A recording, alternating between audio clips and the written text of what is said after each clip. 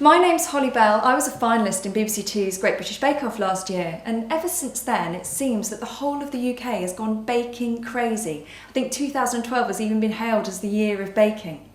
Now, with Easter around the corner, there is absolutely no better time to roll your sleeves up, pop your apron on and have a go at a really easy recipe like my Mini Simnel Cupcakes, which are made using delicious dried fruits by the people at Natural Selection. It's a very easy recipe. You literally pop it all into a bowl, mix it up, and from an hour start to finish, you will be enjoying a really lovely cupcake with maybe a cup of tea. So I've already preheated the oven to gas 5 or 190 degrees centigrade. The first thing to do is to basically soak the dried fruits in the ginger wine. So what I've got here is 20 mils of ginger wine. Now, if you don't want to use alcohol, you could use orange juice. To be honest, if you really wanted to skip this step, you could, but it does make these cupcakes extra tasty. Then what I'm going to do is pop in 25 grams of these lovely crimson raisins, which are so huge and delicious. They almost look like cranberries, but I can assure you they're not. I'm going to pop those in. Then I've got 25 grams of these chopped dried apricots from Natural Selection, which they come ready chopped, which I love because that saves me a bit of time. Pop those in as well. 25 grams of dried chopped dates. And then 20 grams of the crystallised ginger. And I've chopped this myself really finely. It's really a matter of personal taste though, how finely you want it. Pop that all in. And then I'm just going to pop this onto the stove. Now you'll know when this is ready because you'll see that all of the moisture has evaporated almost into the fruit. This only takes probably about a minute. This is such an easy cake to make. All you need to do is literally pop all of your ingredients into a bowl and whiz them up. So what I've got here is 100 grams of self-raising flour, 150 grams of butter, which has softened slightly, 50 grams here of soft brown sugar, and that gives the cake a sort of slightly caramelly taste. What I've got here is 60 grams of ground almonds. I've got 100 grams of caster sugar. I've got half a teaspoon of baking powder. And just here is 1 teaspoon of ground mixed spice. If you wanted to use freshly grated spices, that's absolutely fine. And then I've got 2 tablespoons of milk. And then last but not least, I've got 3 large eggs, and these are at room temperature. That does make quite a difference. All you have to do then is literally mix it all up for about 3 to 4 minutes. I use an electric mixer.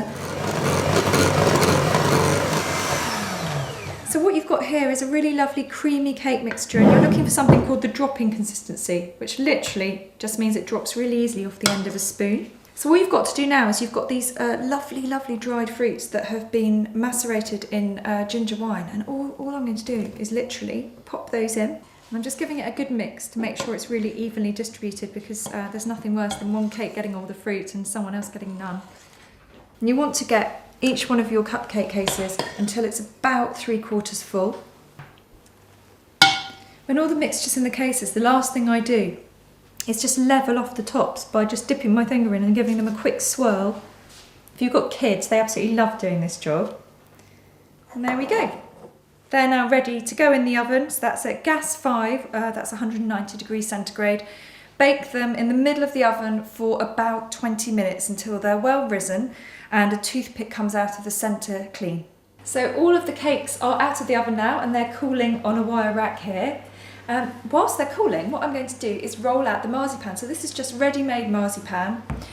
Now it might stick to this table, so if it does, just to safeguard that, I'm going to pop a little bit of icing sugar down and then pop it on the top, turn it over, there we go, and then just roll it. You don't have to worry about rolling it in one direction in the same way that you do with pastry. Now you want to roll it to about, I'd say 3 or 4 millimeters thick. Now you take the cutters that you found, make sure they fit the top of your cake. And I think this one's really nice for Easter, so I thought I'd do some nice flower shapes.